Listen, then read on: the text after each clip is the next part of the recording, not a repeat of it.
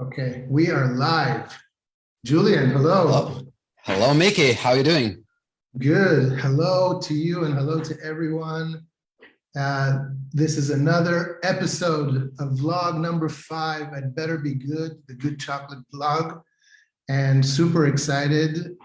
For those of you who don't know me, I'm Mickey Melnick, co-founder of the Good Chocolate. And I'm super excited for this episode. We are going to be talking to Julian Ribinik, and he is a keto fitness coach and not just a health and fitness expert, but he's just a great guy. So I'm excited to have this conversation with you, Julian, and talk about, your journey, your practice, your expertise, and everything in between. And I'll share some of my personal struggles in the world of fitness, lifestyle, keto as well. So it should be exciting. And I'm looking forward to this conversation. Before I do, I just want to tell everyone how I met you. I think it's an interesting story. It is. Julian and I met during the pandemic on a social media app called Clubhouse. And for those of you who don't know what Clubhouse is, it was an app that was only audio, and people would go in these chat rooms that were only audio, and we would just have conversations.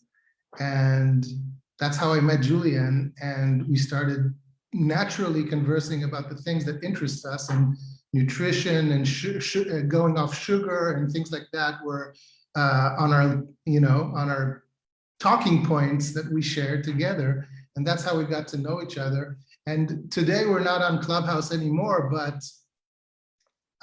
if there's one thing that I learned from Clubhouse, and I don't know how active it is today, but there's one thing that I learned on Clubhouse is the power of community and the power of how online tools can bring people together, like-minded people, for discussions, arguments, emotional and heated discussions, you name it, everything in between. So without further ado, and this is going to be a deep dive into the world of Julian. Sit back, relax, welcome. And Julian, welcome to the Better Be Good vlog. The reason why we call this Better Be Good is because if it's not good, it has no room in this vlog. So welcome. Thank you so much, Mickey. And thank you so much for inviting me to your podcast and allowing me to show people who are your followers and who consume, hopefully, the good chocolate, that life can be changed very quickly if we want to, if we have right goals. And it doesn't need to be specifically put in some kind of framework of this diet or that diet. But if we look overall holistically at what we're doing and what we can improve, there's always something that can be improved. And by way of doing that, we can go really, really far to a never endless journey. And when someone wants to change one little thing and they're consistent, they always find themselves going way further, and they just never stop. And hopefully, if you're not there, maybe this conversation will show you the way or give you an idea of where you can go with this. So what I'm hearing you say is basically at the end of the day, or maybe at the beginning of every step, it's all about mindset, right? It's all about how you approach things and how you think about things. That's a good place to start. But before we go and dive into it, tell us a little bit about your background, a little bit about, how you got into working with clients and helping them, overcome these challenges of nutrition, of lifestyle, of cutting carbs or losing weight. So kind of how did you arrive at this place? Of course. So my story is maybe non-typical, or maybe it is. I used to be vegetarian for 40 years of my life. And my main food was pasta and pizza and cheese, right? So that was what I was thriving on. I was working in an Israeli software company. I was leading a customer success department in my last phase. And I never thought of myself as unhealthy or obese. That word never crossed my mind. Maybe a little extra weight. And for work, I used to fly over all over United States and sometimes other countries, and I would host executives and would eat and would drink, and that was the part of life.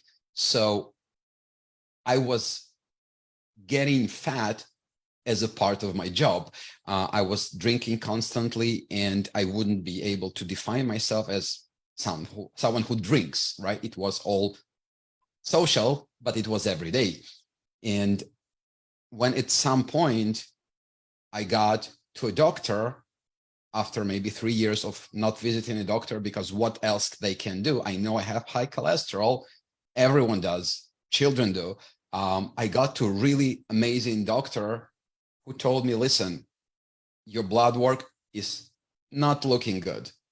And he used way more colorful language than I'm using on the podcast. But he basically said, you have uncountable cholesterol, you have very high triglycerides, you have fatty liver, you're pre-diabetic, and there was a bunch of other things. And the bottom line is you can give it 5 years and you might have a stroke and heart attack, and it's almost very much in your future, and your children will not have a father. And this thing came as a complete surprise, right? This was out of the blue. You had no indication or any prior idea that this was what's going on inside, right? So other than knowing that maybe I need to lose some weight, which I wouldn't have an idea of what it should be, where I am, and it just, I was that once and now I'm there, and maybe it's too much.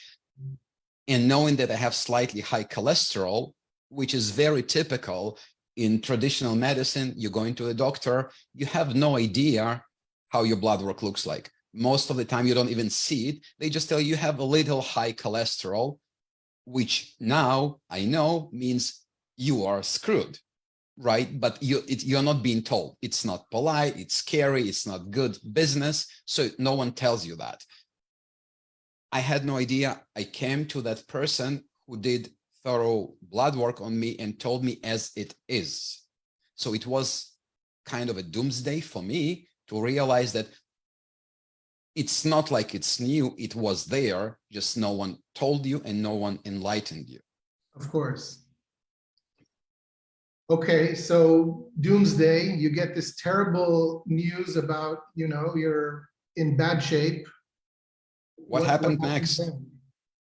Basically, and I realize now that most people would not follow through on this. To me, it was very scary, to the point of on the way from the doctor's office, calling and signing up to see a gym that was next to our house, still is, and calling several nutritionists that I got referral to in the way of business cards from the doctor's office.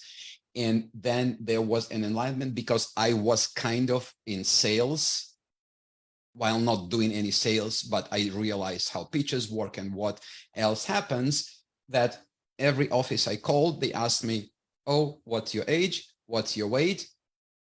Cool. We're going to send you a brochure with our supplements. Please give me your email. That was the conversation with 3 different offices.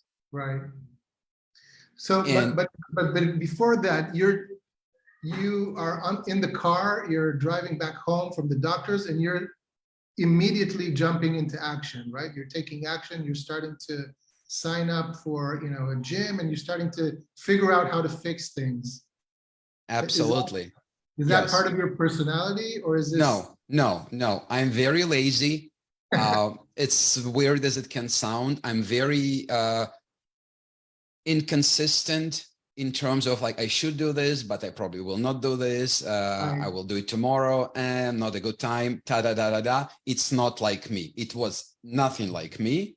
And I think it changed everything about me in terms of work, in terms of whatever I did later in life, because that approach showed me if you're not doing something, it will kill you, or it will do something for that. So act now.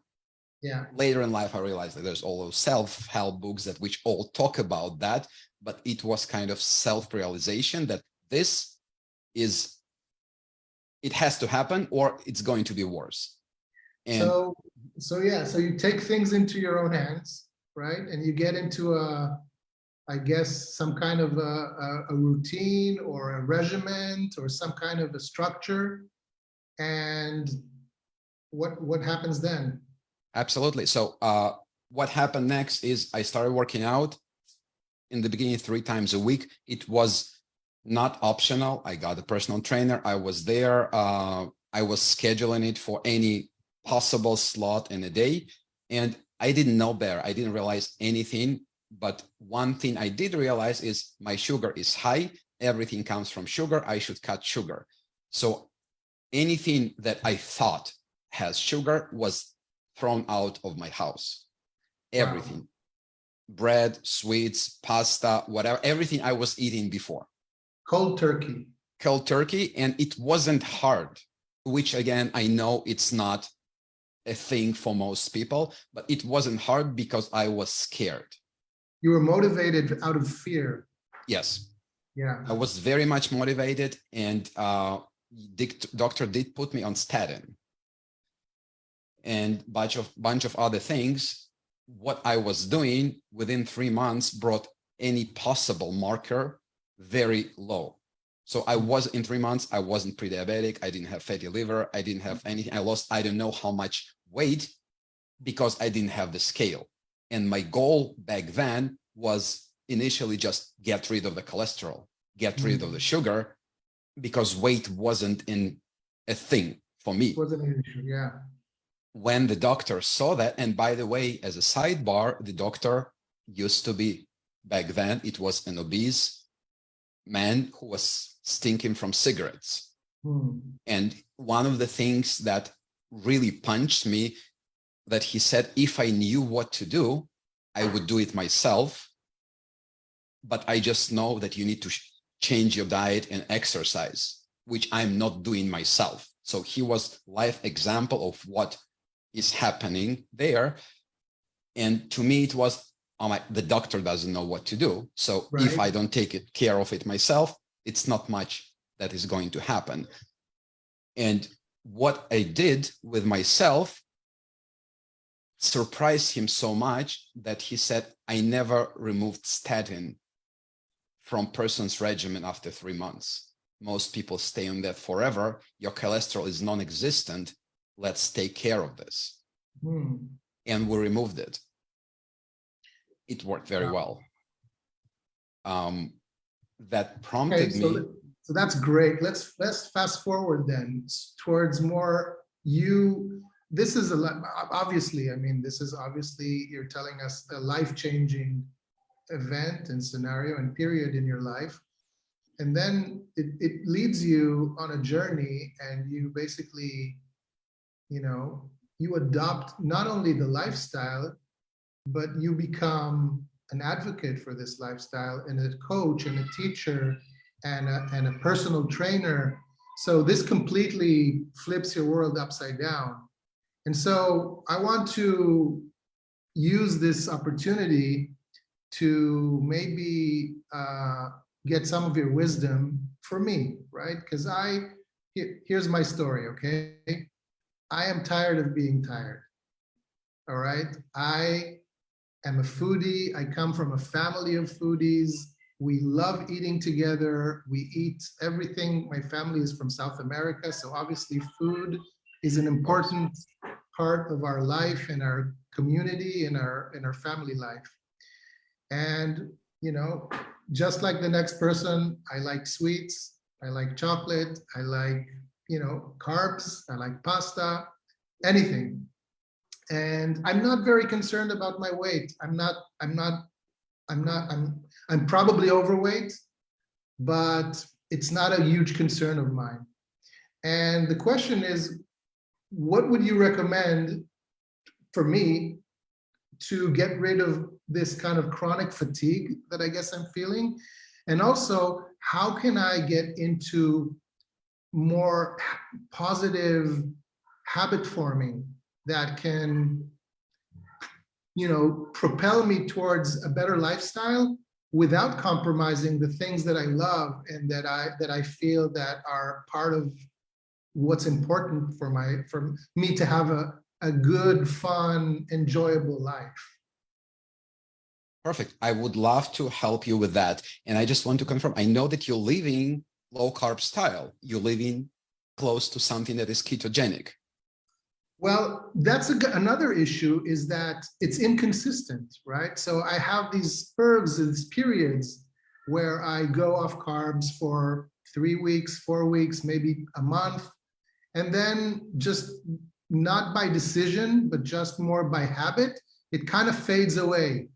And it's maybe a self-discipline issue, or maybe it's just life that gets in the way, distraction. I don't know what, maybe it's emotional eating. I'm not really aware. I just know that every once in a while, I kind of notice, I'm not doing keto anymore, or I'm not doing low carb anymore. Maybe I should go back to it. And it's an endless cycle. Okay. And that's funny, because just yesterday I had 2.5 hours lecture in Hebrew about how those things work, and it didn't end. So I can continue going on and on. Most of the time we are tired for a couple of reasons. And reason number one that is huge is sugar consumption. And just by nature of over consuming sugar, when we have a little insulin resistance, if someone has a little extra weight, it means they do. It means we are eating more carb than we can store in our body, in our muscle. And when that happens, basically you overflow the bathtub and it goes back into your system, and then you crush. And this is where eating low carb style in general, and I really don't want to advocate for ketogenic lifestyle, because, and it might come as a shock, but all the attributes or all the things that are attributed to state of ketosis, which is lack of hunger or not being tired or losing weight, have nothing to do with ketosis, period. All of that is just because you went low enough on carb, and state of ketosis is just the byproduct of that. Anyone who goes low enough gets all those benefits. If you remove your carb completely and consistently, you will get to the point where you're not tired because of carb, because you're just not overdoing it. Now, by cutting off carbs, then what happens is that the source of energy becomes the stored fat in our body, right? No, is that incorrect? That's one of the mistakes most people make. And there's that, notion, or people talk about, now you run on fat. Okay, educate me. Julian, tell me. Of course. So we do not run on fat. We run on fat in certain conditions of activity. So when you're stressed, you always run on fat, no matter what you do. When you sleep, when you sit, and things like that. When you're active, there are types of activity which will always use glucose, no matter how you approach it. And the way you're eating only changes the ratio of that based on availability. So if you don't have enough carb, you would use some fat and maybe some ketones, but your brain cannot run on fat entirely. It cannot run on ketones entirely. So there's always sugar. And for that reason, we're always making glucose. No glucose, and we are dead. So what happens is people think that if they switch, they would run on fat, which they not. If your heart needs a certain amount of glucose, it will still require that. So if we take off the sugar out of our diet and we go very, very low on carbs, what becomes then the source of glucose in the body? How do we generate glucose? Perfect. Almost everyone, at least in low carb community, heard of gluconeogenesis, which is the process of breaking down protein into glucose. Okay.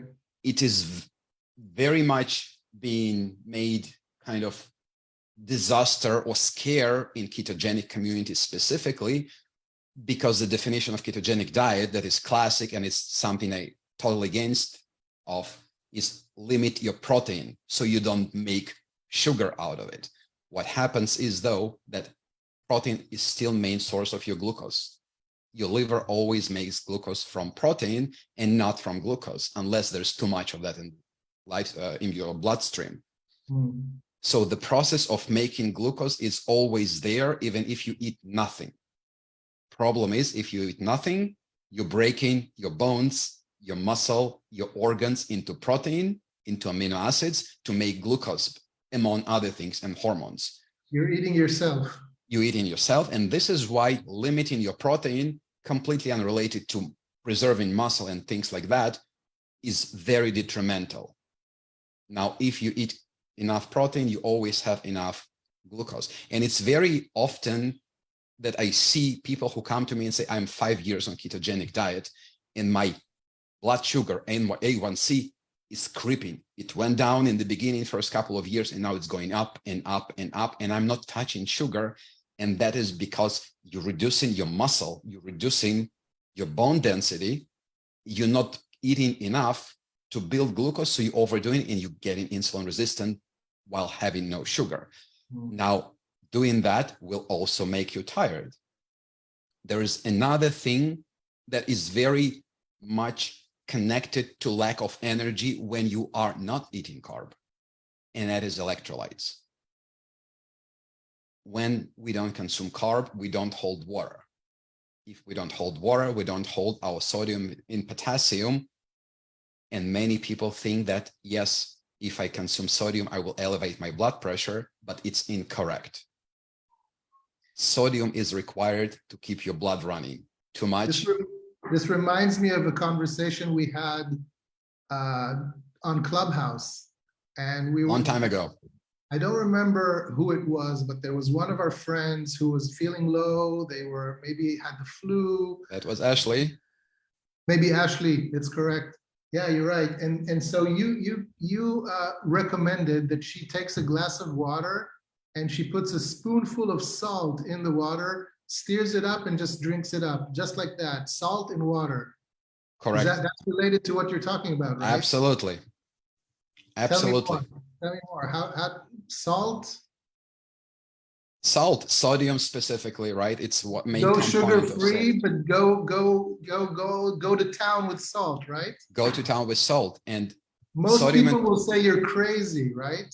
That's They do. counterintuitive. That's one of the reasons why I liked your approach, because it's so counterintuitive, but at the end of the day, it makes so much sense when you explain it.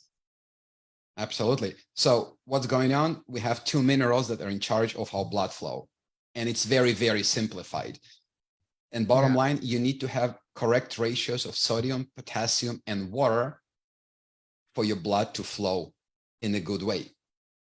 If you have too much, you have high blood pressure if the ratio is incorrect. Problem is that for most people, the high blood pressure is not coming from that. It's coming from too much of insulin, which prevents your kidneys to filter things out. And now the high blood pressure is because of something else. And of course, extra sodium doesn't help. But even for people who have high blood pressure, going low on sodium elevates their blood pressure, because then your heart starts starving for energy and it just flapping basically, right? When you removing sugar, you're removing insulin and your water levels go down.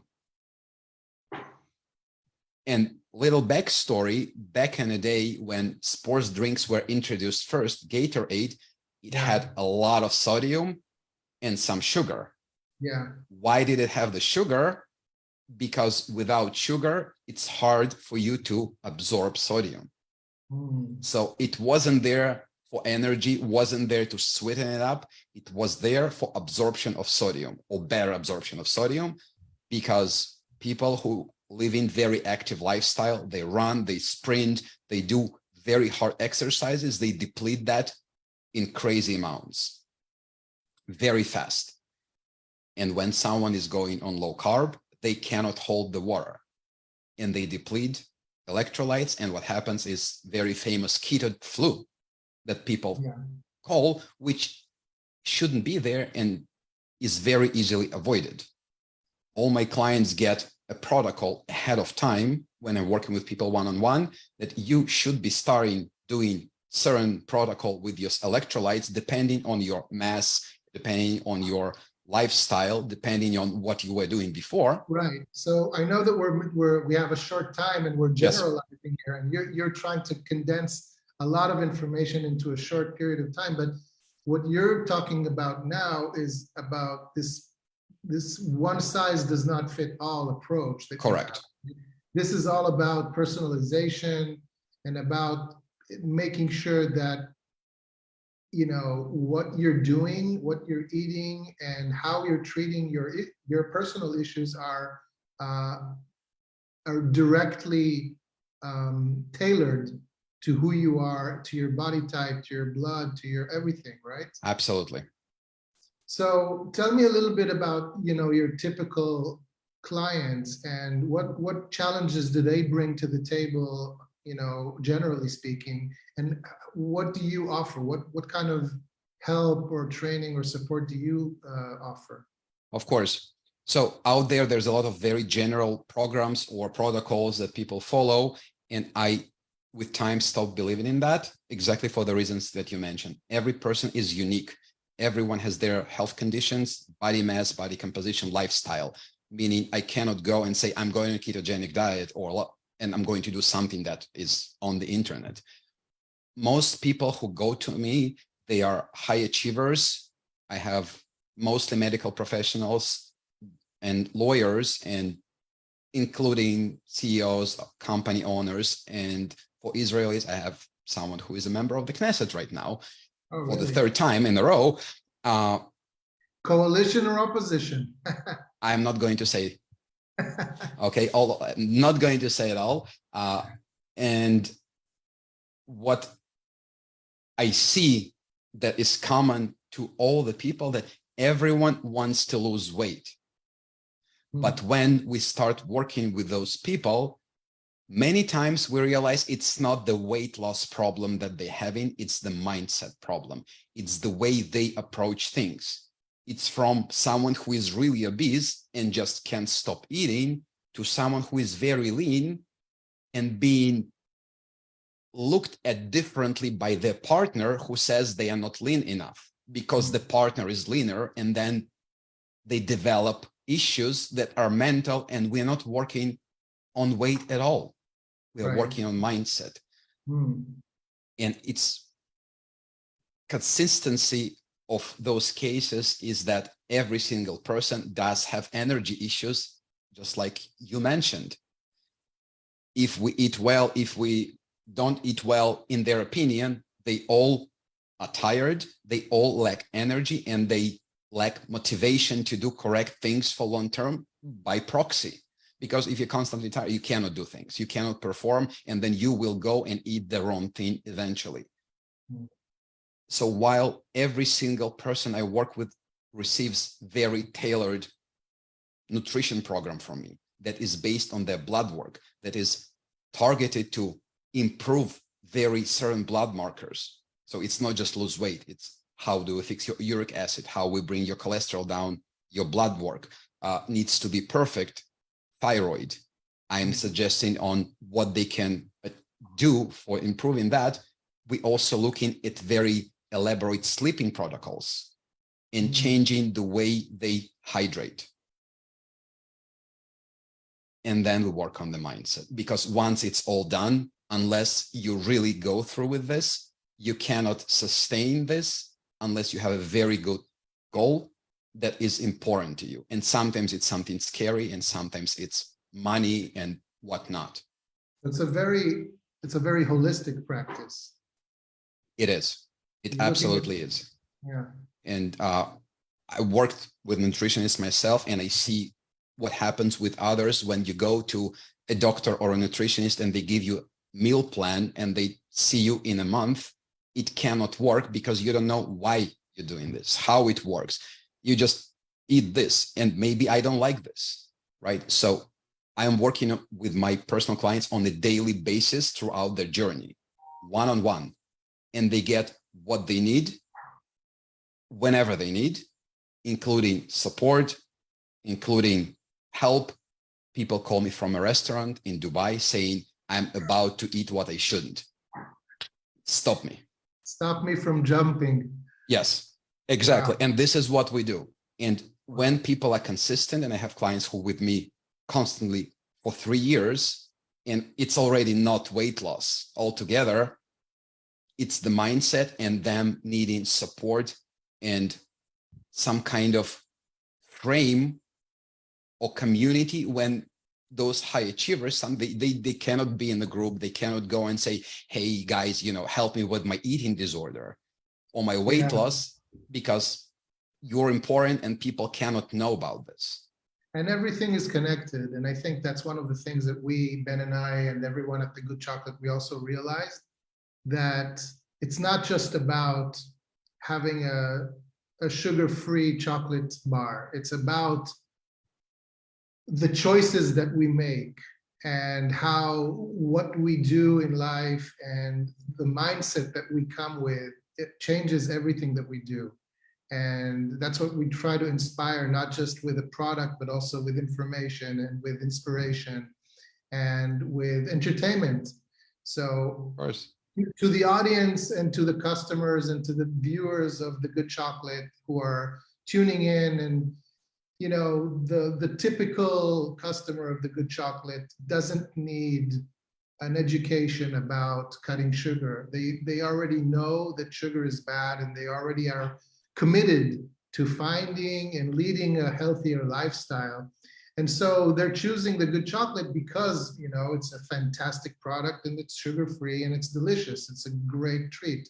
So to those people who are already educated on the matter, to some extent, more than the average, chocolate eater or a chocolate consumer, what do you think, or what could be one piece of advice that you could give to go along with a piece of chocolate after dinner, or before they go to bed, or during lunch, or anything? Just kind of the Julian tip of the day. What would it be? Perfect. And that would tie into the mindset perfectly. And this is why most people, when they want to lose weight and they go on the diet, they go to what is typically very restrictive. There's rules, and you cannot have this and you shouldn't have that. And if you, God forbid, had something, you failed. And this is how they see it, which brings them to instant gratification of going back to this. And the loop of I'm being very strict, then I crash, I fail, and I punish myself. And then this even healthy and great organic amazing chocolate becomes something forbidden. And then people can go and have 2-3 bars and say, yeah, I'm failing because of this chocolate. But now it's not that. If you adopt a mindset of I'm not failing, I'm doing what I should be doing, and I'm not putting restrictions that are rigid. I'm finding myself not a diet, but I'm finding myself a lifestyle that allows me to do what I need to get to my goals, health goals, fitness goals, weight goals.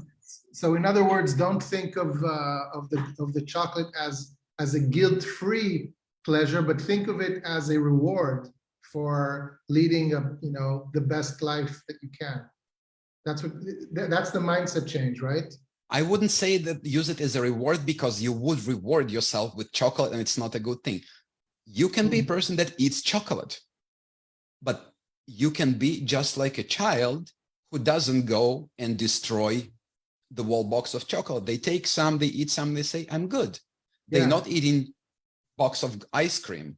They're not finishing their cookies. They had some and they're good, right? We as adults, we go to the lengths to destroy ourselves, and then we're trying to fix it and we destroy ourselves in the process. So instead of being guilty, and instead of saying, I cannot have that thing, and by that doing yourself a disservice of, actually now I need that thing, allow yourself to eat better. Choose good chocolate versus not so good, something that is not maybe that useful for you, but eat just enough and not all of it.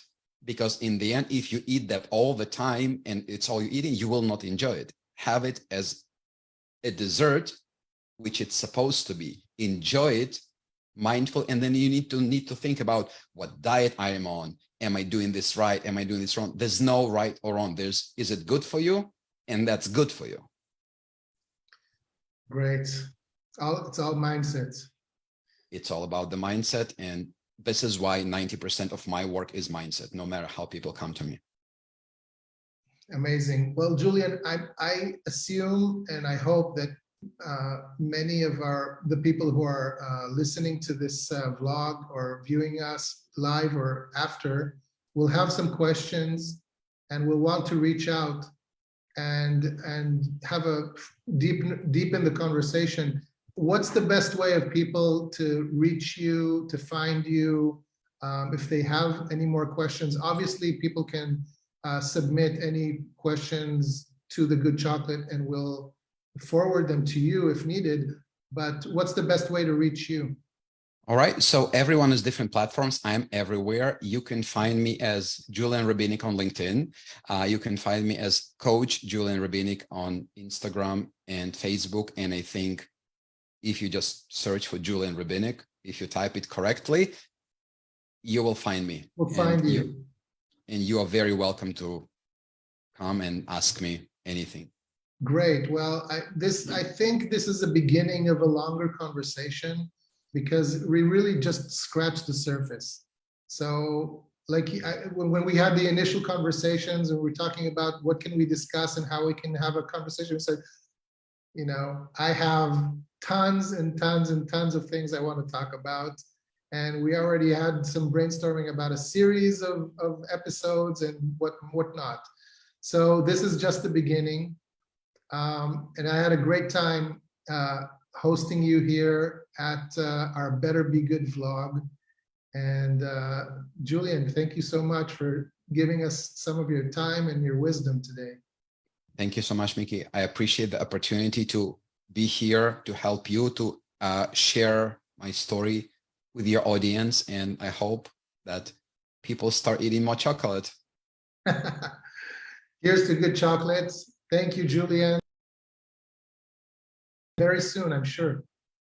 Sounds good. Thank you so much. And I'll see you soon. All right. Thanks, Julian. Bye-bye. Bye, Thank you, Mickey. everyone.